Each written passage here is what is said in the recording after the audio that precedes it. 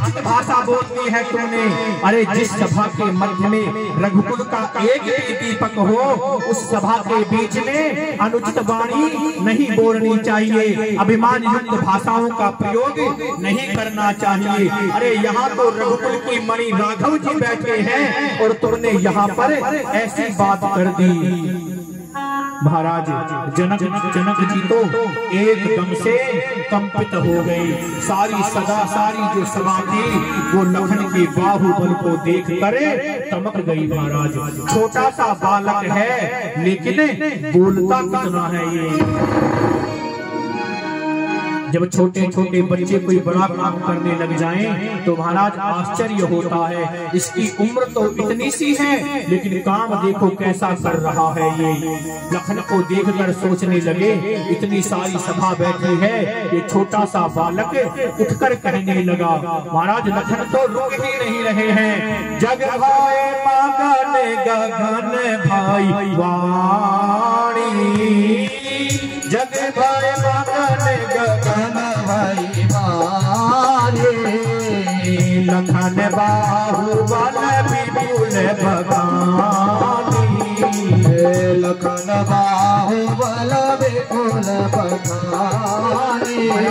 सारे राजा कहने लगे कि ये जो छोटा सुकुमार है ये है तो छोटा लेकिन है बड़ा खोटा, ये इसके साथ साथ सबको मरवाएगा।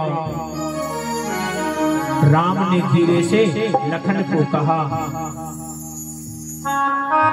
भैया लखन जरा शांति रखो, ससुराल में क्रोध करोगे तो बेटा सम्मान नहीं पाओगे। ससुराल में तो शांति से ही काम लेना चाहिए। महाराज विश्वामित्र जी ने लखन को आदेश दिया कि लक्ष्मण बैठ जाओ बैठ जाओ। और महाराज लखन तो शांत हो गए।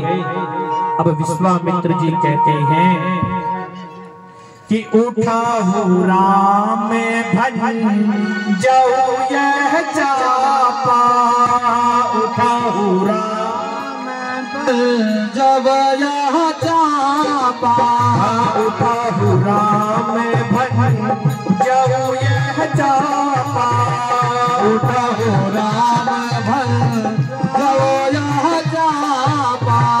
मेटहु तात जनक परितापा, मेटहु तात जनक परितापा, उठा हूँ राम भजन जाओ यह चापा, उठा हूँ राम भजन जाओ यह चापा।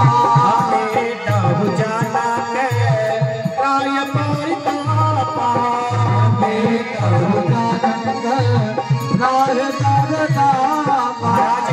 धीरे धीरे भगवान राघव जी उठते हैं और जैसे एक मदमस्त हाथी चलता है उसी चाल में भगवान चलते जा रहे हैं। जैसे एक भूखा सिंह किसी मृग को देखकर उसके पास जाता है, ऐसे ही भगवान राघव मस्त चाल में उसे धनुष के पास जा रहे हैं। जैसे ही धनुष के पास पहुंचे तो पहले भगवान शंकर को प्रणाम किया, फिर मन ही मन में अपने गुरुदेव भगवान वशिष्ठ जी को प्रणाम किया। गुरुदेव हमारा कोई सामर्थ्य नहीं है। क्यों?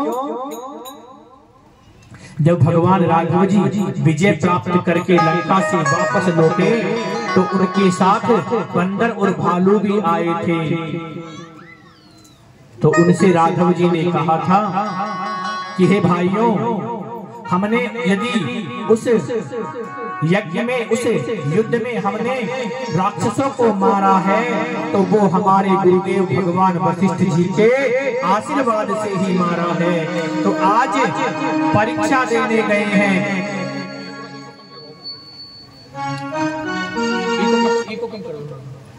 बोले आज परीक्षा देने गए हैं तो परीक्षा में किसका स्मरण करना चाहिए?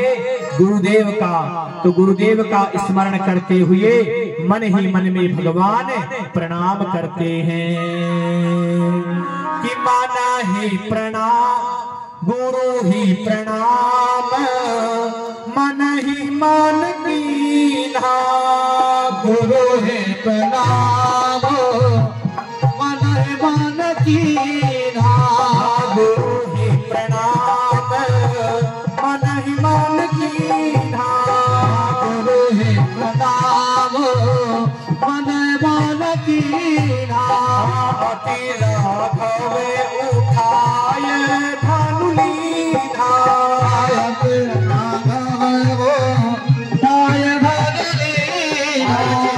जैसे ही भगवान राघव ने अपने गुरुदेव का स्मरण करके अपने बाएं हाथ से ही उस शिव धनुष को उठा लिया।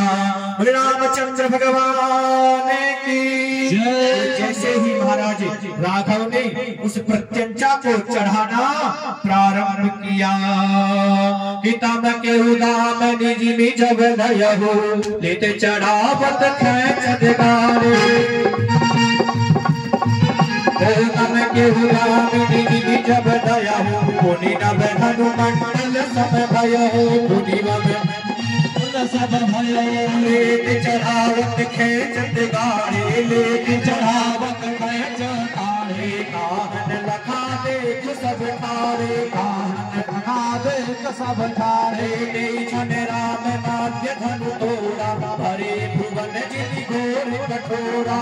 छन राम नाट्य धनु तोड़ा हरे भुवन दहनाद कठोरा। श्री राम जय राम श्री राम जय राम जय राम। श्री राम जय राम जय राम।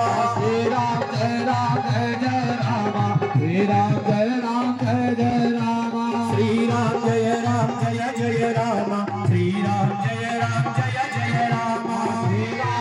राम जय राम। श्री राम जय राम जय राम। महाराज जैसे ही भगवान राघव जी ने धनुष को उठाया उसकी प्रत्यंचा को चढ़ाना प्रारंभ किया तो ही दो भाग में टूटकर वो धनुष हो गया। रामचंद्र भगवान की जय जय श्री। जैसे ही शिव जी का धनुष टूटा उस धनुष की गोर गड़गड़ाहट होने लगी। पूरी सभा में जनकपुरवासी जोर जोर से ताली बजाने लगे। और महाराज मैया सीता अपने हाथ में जयमाल ले रखी थी। मैया सीता धीरे धीरे आती है राघव के समीप। राघव जी मैया सीता की तरफ देख रहे हैं और सीता मैया के नयन नीचे हो रहे हैं। और महाराज बहुत देर तक मैया जयमाल लेकर खड़ी ही रही लेकिन डाल नहीं पाई। क्यों? भगवान बहुत बड़े हैं, मैया छोटी हैं, इसलिए डाल नहीं पा रही हैं।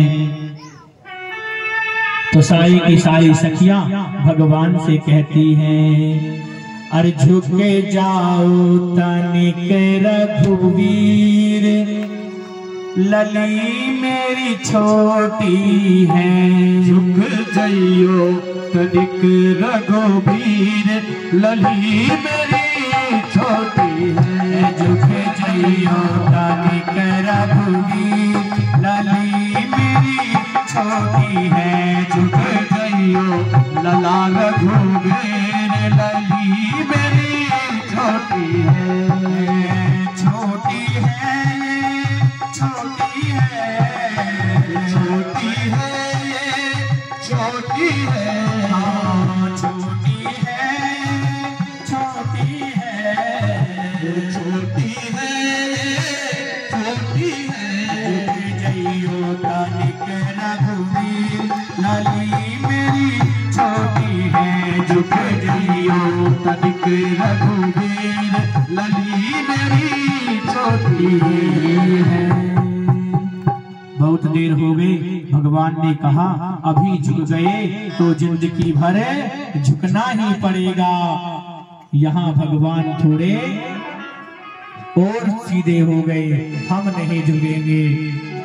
सारी की सारी सखियां महाराज लक्ष्मण की तरफ इशारा करती हैं, तुम बहुत खोटे हो, ये तो बड़े सीधे हैं। जो सीधा होता है ना उससे तो काम निकलवाया जा सकता है, पर दीदी जो जितना छोटा होता है वो उतना ही खोटा होता है। बड़ा तो मान जाता है पर छोटे को मनाना बड़ा मुश्किल होता है।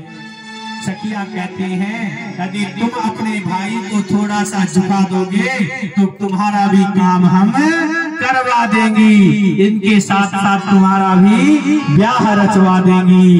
पर महाराज लखनलाल कहते हैं पक्का करवा दोगे हमारा भी काम? बोले हाँ। तो लखनलाल अपने भैया के चरणों में लेट जाते हैं। राघव जी ने कहा लखन क्या कर रहे हो? बोले भैया आपने काम ही ऐसा किया है जिससे हमारे रघुकुल का नाम हो गया, अब आपके चरणों को छोड़ने का मन नहीं कर रहा है। और जैसे ही भगवान उठाने लगे लखन को नीचे होकर, सो ही जानकी मैया ने वरमाला भगवान के गले में डाल दी।